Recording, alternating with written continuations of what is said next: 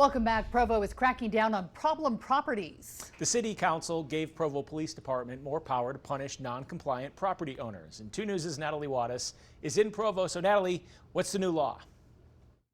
It's an amendment to the Nuisance Abatement Ordinance that creates a category for chronic nuisances. That's a property that has 5 or more emergency service calls in a 60-day period or 10 or more of those calls in a year. It was a notorious drug house. It was the biggest drug house in Provo, from what Provo City told me. What was that like living across the street from that?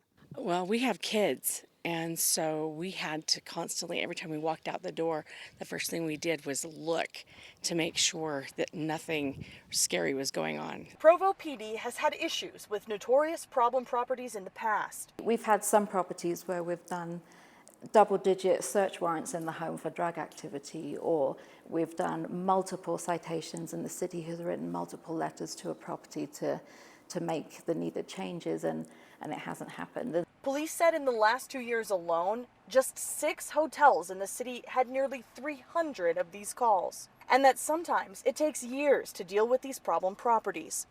But Tuesday night, City Council took a step toward changing that. A new section in the law defines a property as a chronic nuisance if it generates 5 or more emergency service calls in a 60-day period or 10 calls in a 12-month period for things like drug activity, prostitution, or disturbing the peace.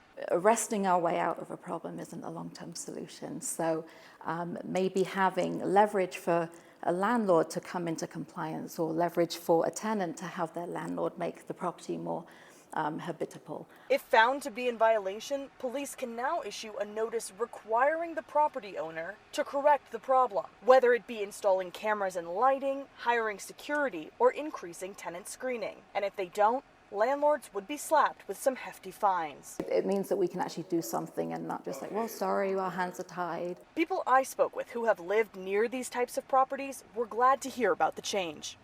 I think there's enough of a problem in various places that, yeah, we need that type of thing to keep our neighborhoods safe and a place where people feel safe. Those fines are listed at $500 a day for the first 30 days and then $750 a day for every day after that. And this law is now in effect. In Provo, Natalie Wattis, KUTV 2 News.